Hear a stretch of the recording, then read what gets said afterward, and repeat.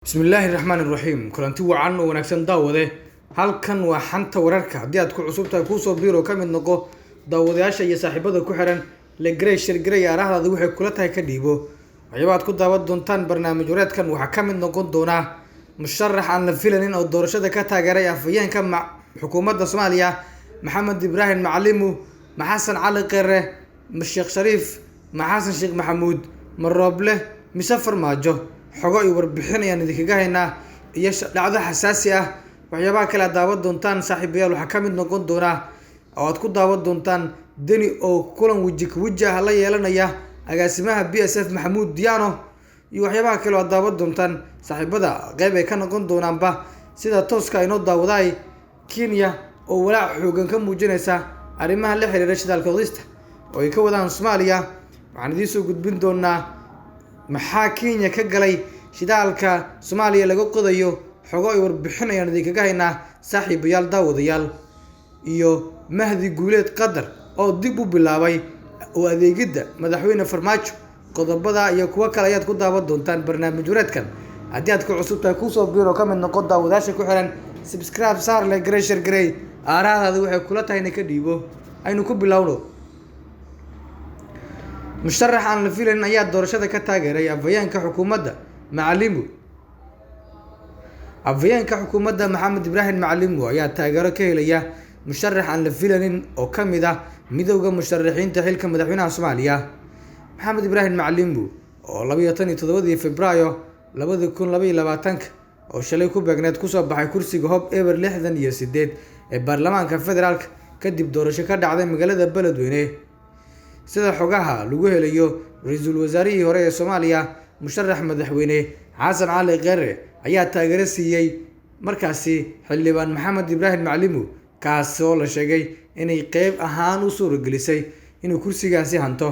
waxaana dhaqaalaha intiisa badan loo adeegsaday qarashaadka doorashada, isdiiwaangelinta, safarada iyo ololihiisa.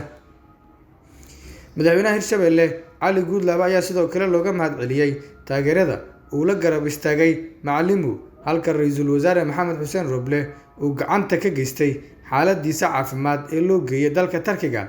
afayeenka xukuumadda oo ka soo kabanaya dhaawac ka soo gaaray qarax ismidaamin ah Al-Shabaab la beegsatay ayaa hadda ku guuleystay inuu noqdo xildhibaan ka mid ah baarlamaanka 11aad ee Jamhuuriyadda Federaalka ee Soomaaliya.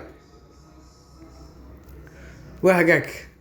Mahdi Guuleed Qadar ra'iisul wasaare ku-xigeenka dalka ayaa bilaabay in uu markan ka shaqeeyo ololeynta dib u doorashada madaxweyne Farmaajo.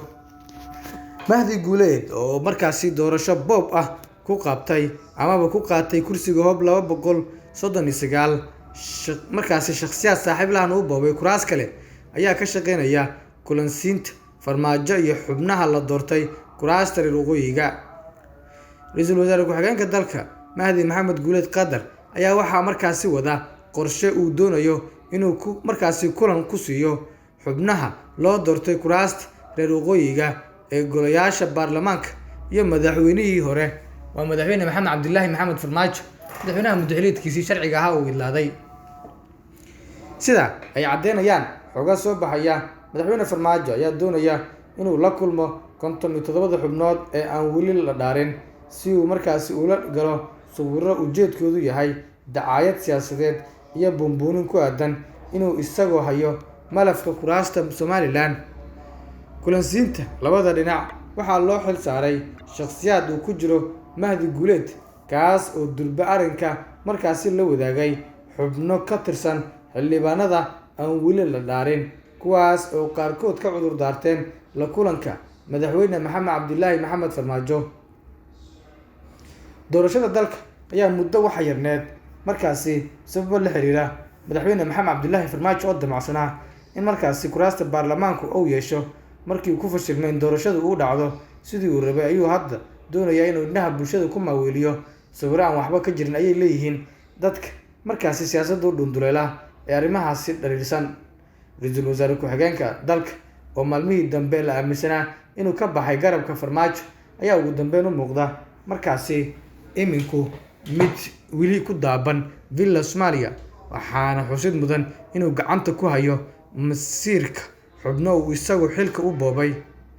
gobolada waqooyi ee Soomaaliya ayaa 46 kursi ku leh golaha shacabka halkay 11 kursi ku leeyihiin aqalka sare waxaana dhowaan lasoo afmeeray doorashada kuraastaas oo ka dhacday caasimadda dalka ee Muqdisho. waa hagaag Deni iyo sidoo kale reer Diyaano kulan volka vol ah ama weji ah ayaa ku yeelanayaan magaalada Boosaaso. wararka ay naga soo gaaraya magaalada Boosaaso ayaa ku waramaya in halkaas uu ka socdo qabanqaabada isku keenida hoggaanka BSF iyo dowladda goboleedka Puntland. madaxweynaha Puntland Siciid Cabdilaahi Deni iyo agaasimihii BSF markaasi Maxamuud Cismaan Diyaano oo xilka kale hore uu ka qaaday Siciid Cismaan waa markaasi Siciid Cabdilaahi Deni ayaa lagu wadaa in ay maanta ay yeeshaan kulankoodii ugu horeeyay tan iyo dagaalkii ka dhacay xilka qaadista agaasimahaas. kulanka ayaa sidoo kale la qorsheeyay inuu ka dhacayo madaxtooyada Boosaaso waana mid ay albaabadu u xidhan yihiin. ciidamo ka tirsan kuwa BSF iyo kuwa ilaalada madaxtooyada Puntland ayaana amniga sugaya iyadoo kalsooni la abuuray awgeed kulanka uu u dhacayo. is-aragga labada dhinac ayaa ka mid ahaa waxyaabihii ay isku afgarteen madaxweynaha iyo isimada dhaqanka Puntland maalmo ka hor. Deni iyo Diyaano ayaana la filayaa inay ka heshiiyaan dagaalkii soo kala dhexgalay ee xitaa mar Boosaaso in hub culus la isku adeegsado gaadhay khasaare nafeed iyo mid hantiyadeedna halkaasi uu ka dhashay. daawade Kenyana waxay markaasi walaac ka muujinaysaa heshiiskii shidaal baarista Soomaaliya.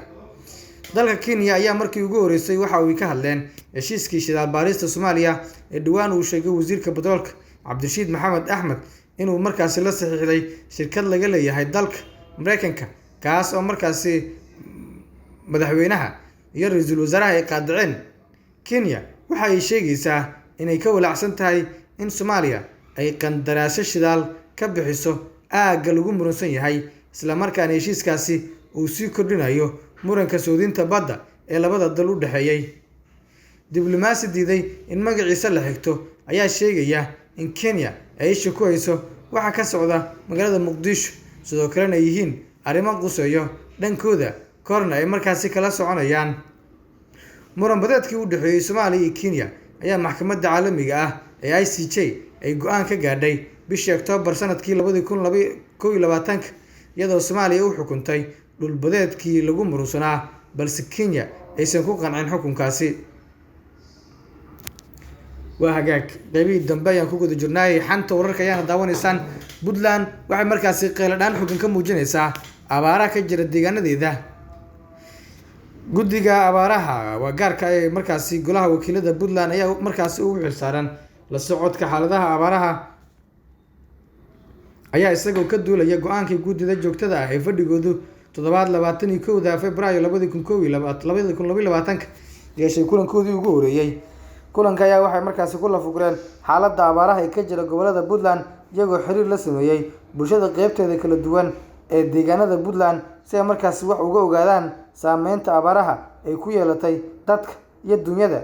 qoraal ay guddidu markaasi ka soo saareen kulankooda ayay ku shaaciyeen in kadib xiriiro ay la sameeyeen qaybaha kala duwan ee bulshada ay u soo baxday in ay jirto xaalad abaareed oo saameysay dhammaan gobolada iyo degmooyinka Puntland taasi oo ay sababtay xilli roobaadkii markaasi oo la waayay 3 waqti markaasi keentayna biyo yaraan iyo baad la'aan soo food saartay dadka iyo dunyada. guddigu wuxuu ku bogaadinayaa xukuumadda Puntland magacaabidda guddiga gurmadka abaaraha iyo dadaalada hordhaca ah ee wax laga qabanayo xaaladda abaaraha ka jira gobolada Puntland ayaa sidoo kale lagu yiri qoraalka. guddida ayaa markaasi ugu baaqay dhammaan qaybaha kala duwan ee bulshada Puntland sida isimada dhaqanka, culimada diinka, ganacsatada, qurba joogta, aqoonyahanka, dhalinyarada, haweenka, ururada siyaasadda iyo kuwa bulshada rayidkuba inay ka qayb qaataan gacanna ka siiyaan dowlad goboleedka Puntland dadaalada ay u wado arrimahaasi gurmadka abaaraha. ugu dambeyn guddida ayaa soo jeediyay in xukuumadda Puntland ay markaasi sameynayso qorshe dhameystiran oo la xiriira maareynta xaaladaha ka dhashay musiibooyinka dabiiciga ah sida abaaraha soo noqnoqda iyo isbedelka cimilada. deegaano iyo degmooyin badan oo ka tirsan Puntland ayaa waxaa sidoo kale xilligan ka jirta abaar baahsan iyadoo markaasi dadka iyo dunyadu ku nool aysan helin gurmadkii loo baahnaa. halkan waa xanta wararka. haddii aad ku cusub tahay ku soo biir ka mid noqo daawadayaasha iyo saaxiibada ku xiran la gareeshar gareeraha wax kula tahay ka dhiibo.